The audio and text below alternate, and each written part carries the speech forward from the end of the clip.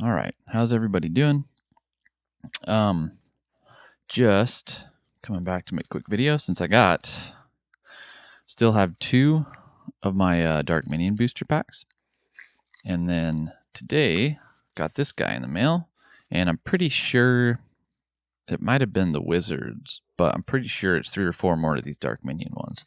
I didn't open up my eBay account to see what I bought a few days back. I can't really remember. I'm pretty certain it's more Dark Minions because I know the Wizard packs were a little more expensive than I thought, and I just started buying the Dark Minion cards. I have some, I think, in the lot that I had bought in, but all those cards in that lot I bought are pretty well used. And I know when I bought these 3 packs, I thought, okay, well, I want to kind of get a little more variety of Dark Minion cards from the Dark Minion set. So I'm pretty sure that this is 4 more of these booster packs. I wouldn't mind. I mean, I would love to get some Against the Shadow. Haven't delved too much into the Balrog set, but I do know, looking through Against the Shadow, some of the cards on eBay. I definitely, when I was buying these when I was a kid, Against the Shadow was already out because I see cards that I used to have in my little collection. I kept in a little Ziploc bag. They're somewhere, dude. I never would have thrown them away. Maybe they're at my parents' house buried in a box or something, but I know I have multiple Against the Shadow. I had Dark Minions. I don't think I had any of the Wizard packs, actually. But I had Against the Shadow. I had Dark Minions. I had like multiple sets like that. The Lidless Eye, I had some Lidless Eye cards in that little collection I had. So I would love to actually see if I could find that bag, see what I had bought at a boosters back then, not realizing how rare Against the Shadow was going to end up being. But for now, Dark Minions is kind of the set I've been kind of buying to expand a little bit on that set. You can go on there. I found more of the dragon boxes, the dragons, and those are cool. I wouldn't mind getting another one of those just to have, and then when I feel like opening a couple booster packs, I can when I want to. I like that dragon set. It's one of my favorites. I just kind of like the dragon aspect of it. And then probably the white hand I find to be the least fun to open for me. I don't use a lot of the cards out of the white hand set. There's rules in it that I think started with the white hand, and I don't know, they didn't appeal to me enough to, take the minutes out of my day it would have taken to look up the rules and really learn how to use those new features of that set. So that's one of the sets I'm least interested in. But I do think the white hand and the dragons are the most kind of common booster boxes. You can still get a whole unopened box for the dragons. You can get for $120 right now. Buy a whole booster box of the dragons, full like 36, I think, of these booster packs for $120 on eBay. The white hand, I think you can still get around that price, maybe $200. And then a Dark Minion box I found, I think, for $300 to $400. And then, which I wouldn't mind doing if I had a little more disposable income right now. And then the one Against the Shadow box that I found like 2 days ago is going for $2,300 or $2,400, dude. So that's just not even in the realm of possibilities right now. I'm not interested in spending that kind of money on a card game. I'm sure I'll regret it. Probably should get it and then let it sit for the next 10 years and see what happens. But can't justify it with a 5-year-old running around. Got to go to the dentist. So here we are. We're reduced to opening up 15 card packs of the Dark Minions. That's the best I can do right now. But since I got 2 more of these, 4 more right here, so I got 6 total, I think. Let's open another one of these just for fun. I feel like that'll be something to knock out. Another hobby I have, I like this whole setup, my audio, everything. A couple years ago, for some reason, I started getting interested in how all people's videos worked on YouTube. So I started researching, and I ended up getting a little mixer, got all the necessary cords, followed a little tutorial, and then kind of, you always have to kind of figure a few things out on your own. I just use Audacity for my audio editing too. But so then I started making a few videos and playing with the audio, and now I've got, I don't know, it's a fun project for me just to make a video. So that's why if you look through my videos, I have just kind of some random stuff, and it's all because it's all just hobby stuff, hobby work. pretty much do it just so I can play with editing and syncing my sound with my video, and seeing how sometimes I watch a lot of YouTube videos and you'll have the same person producing the videos and their audio is always so bad. It's so inconsistent. And I've only just played with it kind of as a hobbyist for a year or two, really not making that many videos. And I feel like I already got a little bit of better handle on it than people that are pumping out hundreds of videos a year. And I'm just kind of like, it blows me away. But anyways, that's kind of really what another aspect of the videos is like. Well, this gives me just a reason to play with editing and messing with my audio setup. I got this down pretty good as far as making just a short little video with my setup here. I would like to get maybe a second camera. I just use my phone camera now, and it'd be cool to have a second camera looking kind of down at whatever my playboard is if I'm doing a video with these cards, and then as I lay them out, you can see them, and I can have a split screen during the video, so where you can still see me talking, because I feel like that's personable. That's lacking on a lot of people's videos, is you don't really see them, and I like that interaction when I watch a video. So it would keep that facet of the video, but then also providing a view of a visual of the playboard. But for now, this is what it is, and I just get to hold them up to the camera so everybody can see them. But yeah, let's open up the second pack here. It'll be fun. And then, so I'm pretty picky, actually. I see some of these videos, and I see guys opening their booster packs, and I remember I was kind of OCD about it when I was a kid. I see people just tearing into their booster packs, and no, there's a correct way to open a booster. You have to at least make an effort. If it splits on its own, kind of crazy, and splits down the back, like, that's fine. But you gotta make an effort to kind of try to open it, right? So what I do is I hold the back where that little flap is, and I get a grip on the front, kind of like that. And this is gonna give you a nice little open straight across the top. Once you get that first initial seam broken, come in from the top, kind of slide it to each side, and then look, got a nice little pocket for your cards to come out of. It's not split down the sides, and you can just kind of pull your cards right out of there. So if you see somebody else's video and they're going in there crazy like an animal and not a civilized human being, just opening and ripping their packs apart, no, tell them there's a correct way to open a booster pack. Come on, guys. Anyways, that's my take on booster packs. So cool. This will be our next set of Dark Minions, booster number 2 that we're opening up. So Eyes of the Shadow. See, I don't have this one. So, and I did a few more, just kind of reading comments and then watching a few more videos on booster openings. And I think the way I'm understanding it is, so I have this little rule book in the pack.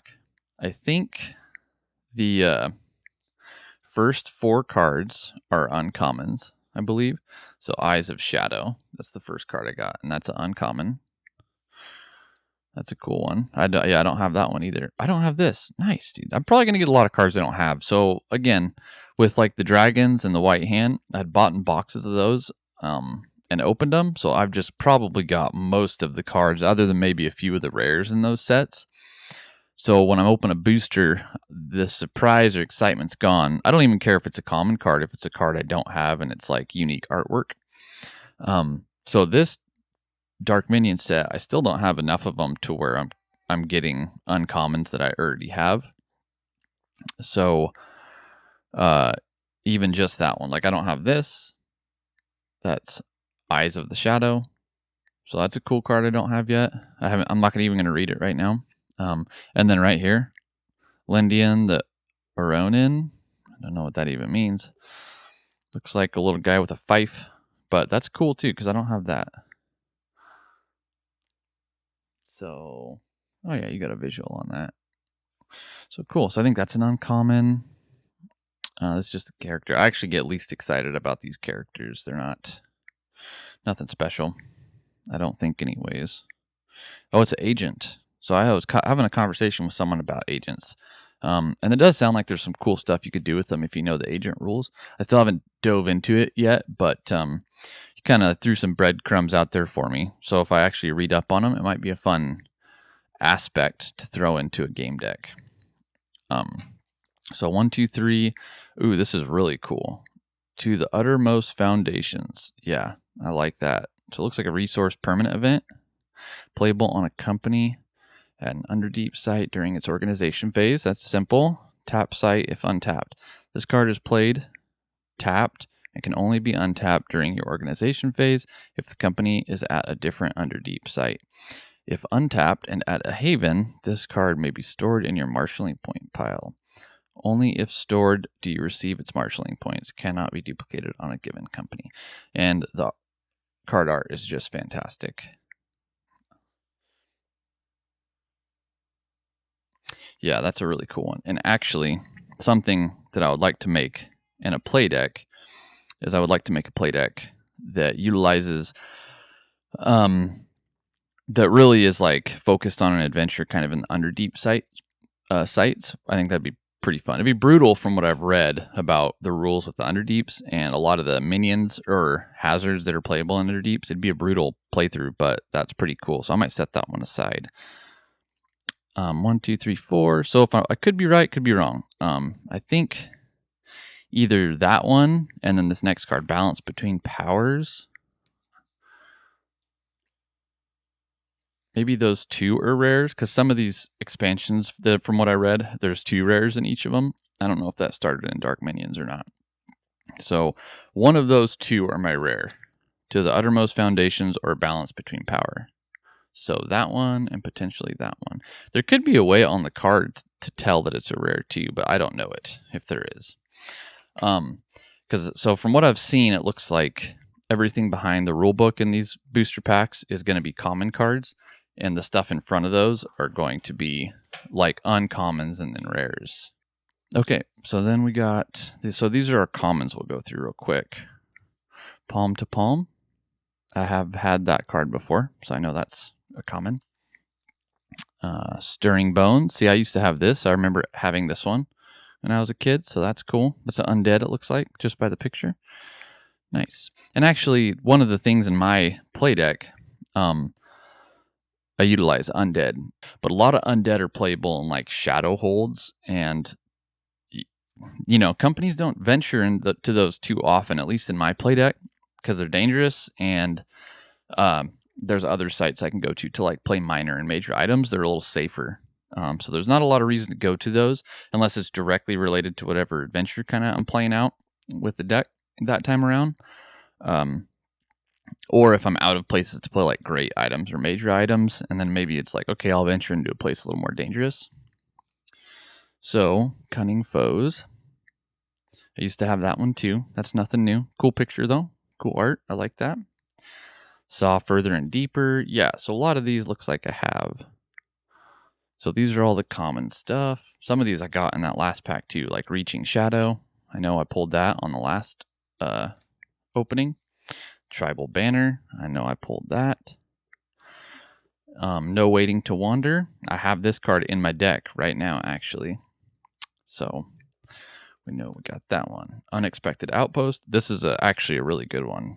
Bring 1 hazard from your sideboard or discard pile into your play deck and shuffle up to 2 if Doors of Night is in play. Yeah, I have that in my deck, and that's pretty decent too. In my hazard deck that I play against myself. More Alert Than Most. Another really cool artwork. And then into Dark Tunnels, which might be a good one to throw in my deck. Playable at the end of the movement hazard phase on a company that has moved to an underdeep site. That company may attempt to move to an additional site on the same turn. Another site card may be played, and a movement hazard phase immediately follows. So I actually don't use these cards much. Anything where you can move an additional site, because I use not regional movement, but where you just kind of move site to site, and you kind of have to go back to between every site you go to, you're basically going back to a haven. And I find that these ones where you can move again to another site and then another movement hazard phase immediately follows, normally by the end of my turn from one site, my resources are pretty well burnt up. And, well, mostly it's not even the resources, because I know, obviously I recognize you move to a site and you both pull the number of cards that are on that site sort of deal, so you're going to get more resources to play. Mostly it's like my party's tapped. Normally I'm going to a site with an objective, and if I can make it through the creatures, I'm playing great items or something like that. and then my guys are pretty well tapped out after all my actions. So these cards I find I think I've used one once or twice in the however many times I've played, but that's not a bad one to have. And I might incorporate it since I'm thinking about doing the Underdeeps themed deck. So that would be cool. But yeah, that's one booster pack. I'm getting yelled at by Mama. She says dinner's ready. So better go ahead and call that a video. Call it a wrap.